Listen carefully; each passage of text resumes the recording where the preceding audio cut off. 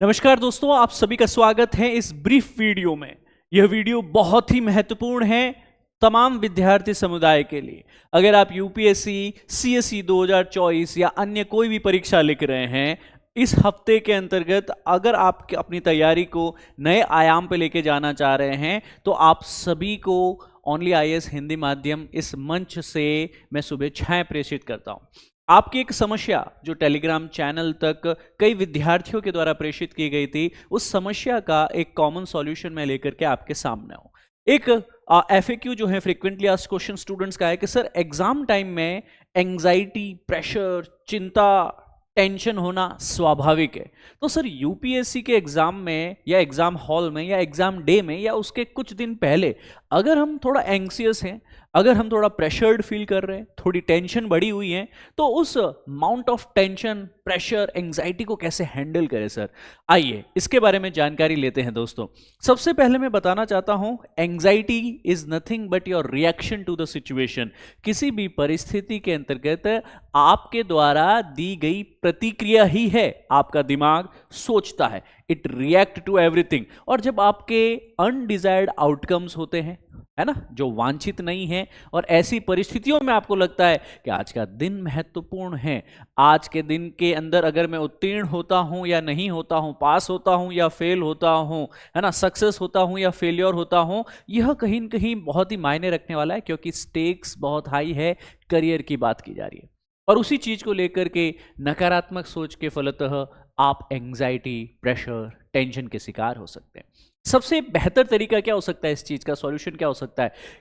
Sir उस दिन आप अगर कॉन्फिडेंट हैं, आपने अगर अच्छे से प्रिपरेशन की है, आपकी स्टडी बहुत ही इफेक्टिव है, आप अगर अच्छे से प्रिपरेशन कर चुके हैं, या फीलिंग प्रिपेयर्ड, आपने प्रैक्टिस अच्छे से किया, आपने रिवाइज अच्छे से किया है, that's all you require. That's all you require. And believe me, यहां पे सचिन तेंदुलकर भी हो या फिर आपके पास में रणजी ट्रॉफी खेलने वाला एक जूनियर प्लेयर ही क्यों ना हो, जीरो पे दोनों ही आउट होते हैं और दोनों ही कहीं न कहीं जो है 200 भी मारने का जो है हिम्मत भी रखते हैं। So what does that means? It's all about your strategy. Sachin Tendulkar double century, Sachin Tendulkar duck पे भी आउट होता है। वाई? अगर आपने उस सिचुएशन को अच्छे से हैंडल किया, if you are very effective in that situation, आप प्रभावी हैं, आपने तैयारी अच्छे से कर रखी है, आपने रिवीजन अच्छे से किया है, आपने प्रैक्टिस अच्छे से किया है, आपका अभ्यास अच्छा है, दैट्स ऑल। सो एंग्जाइटी और प्रेशर से बचने का पहला जरिया तो क्या हो सकता है कि आप अपनी तैयारी के लेवल में बहुत ही बेहतर हो जाए, ताकि जो अनिश्चितताएं हैं, जो अनसर्टेनिटीज है आपके एग्जाम डे की, वह कम हो सकती है। पहला बिंदु तो ये हो गया। सर अब तो समय कम शेष रहा है, जो मेरी तैयारी है उसके साथ में भी अगर मेरे को थोड़ा बहुत एंग्जाइटी फील होता है, प्रेशर, डिप्रेशन सा फील होता है, कोल्ड फीट फील होता है, तो सर उस वक्त मैं क्या करूं? ऐसी परिस्थिति के अंदर मैं ये कहूंगा, आप अपने बॉडी की बायोकेमिस्ट्री पे ध्यान दीजिए।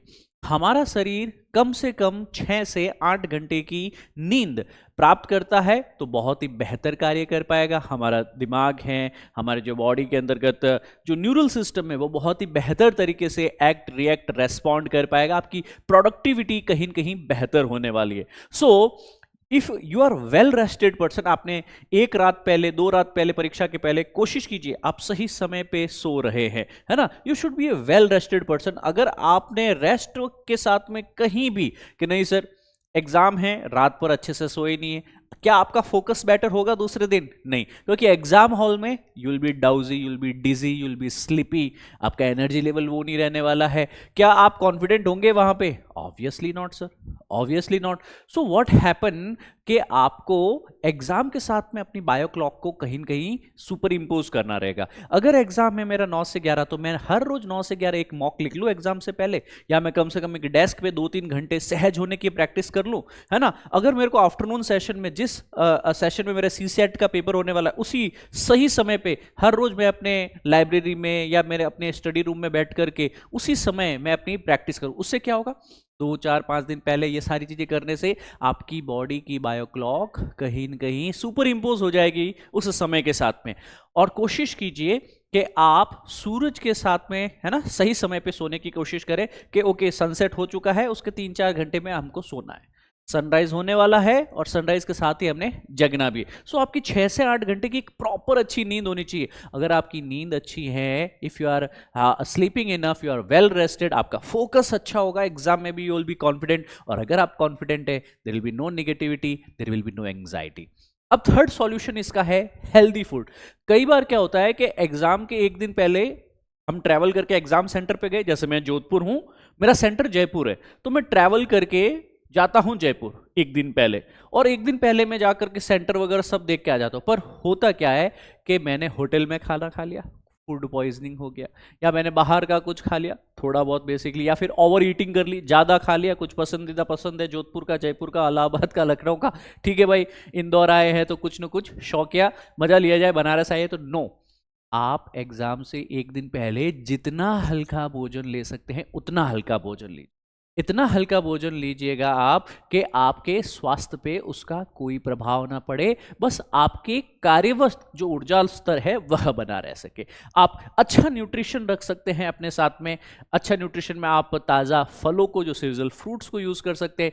दूसरा, आप ड्राई फ्रूट्स को यूज़ कर सकते हैं on a daily basis. 50-70 grams अगर आप ड्राई फ्रूट्स कंज्यूम कर रहे हैं, that will also serve the purpose.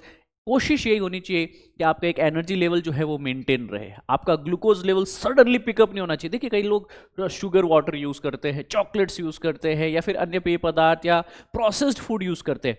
उससे क्या होगा, आपका शुगर लेवल एक बार तो बूस्टअप हो जाएगा, फिर अचानक से शूट डाउन भी होता है ना। तो बूस्टअप तो होने के बाद में जब वो अचानक से नीचे आएगा, आपकी बॉडी वापस डिजी फील करेगी। फर्स्ट हाफ में 1 घंटे के लिए ठीक है, सेकंड हाफ में क्या करोगे फिर, है ना।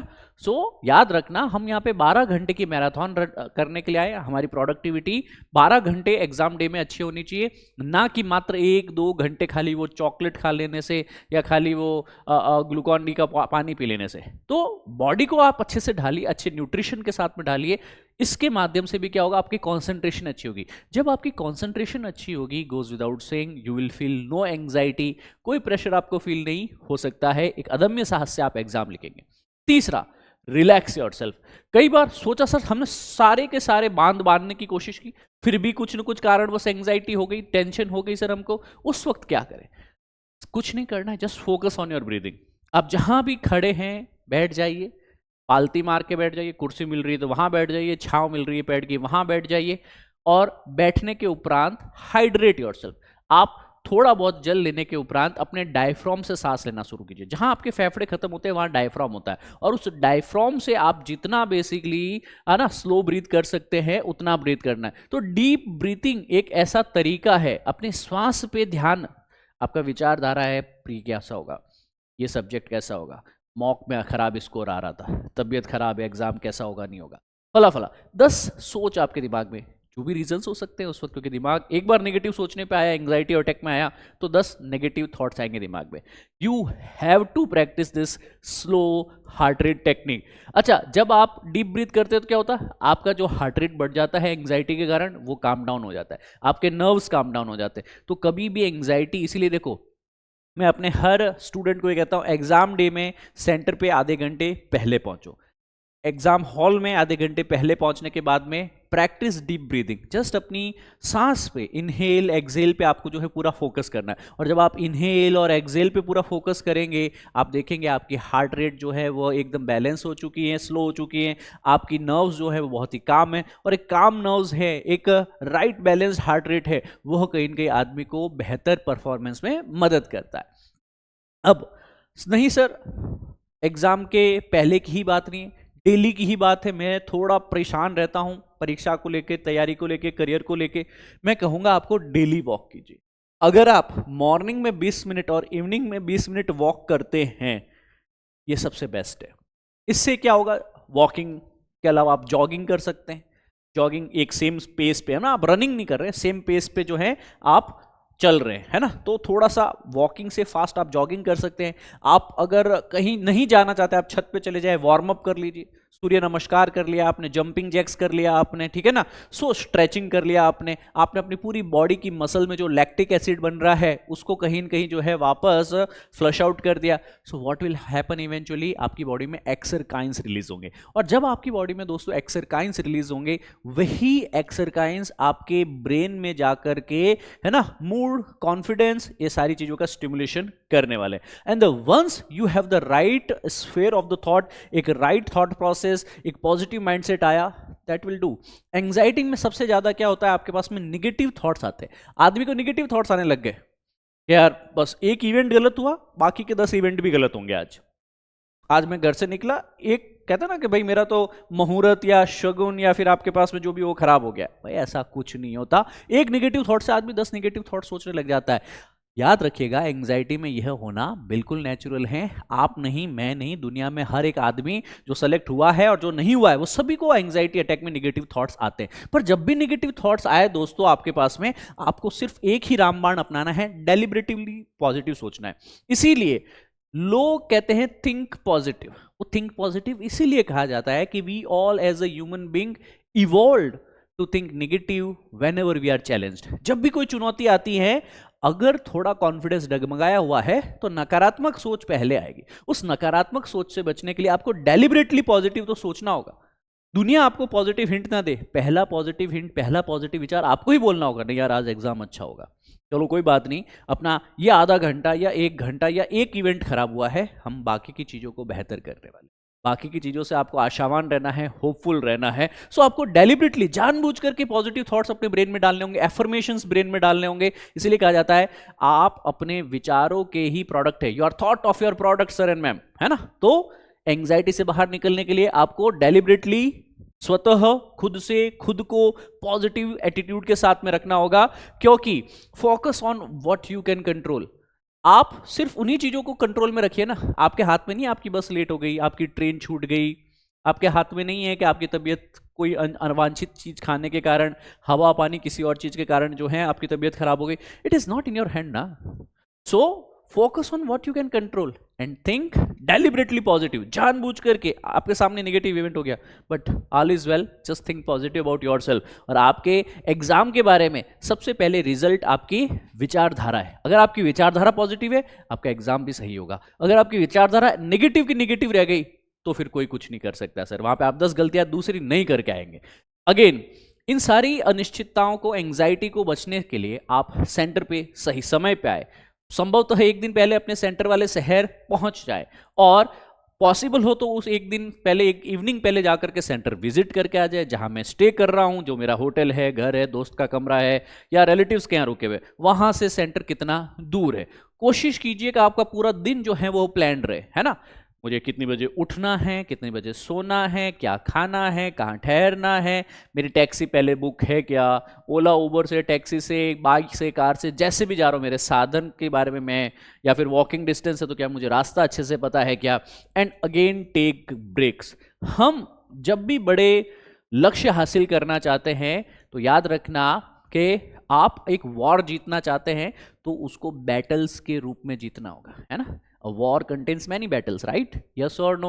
Yes, right? And again I will say कि जब आप छोटे छोटे ब्रेक्स में अपने गोल्स को तोड़ देंगे और उनके बीच में अपने आप को वापस एनर्जाइज करेंगे, हाइड्रेट करेंगे, एक्सरसाइज करेंगे, ब्रीदिंग करेंगे, I tell you that will work out, है ना।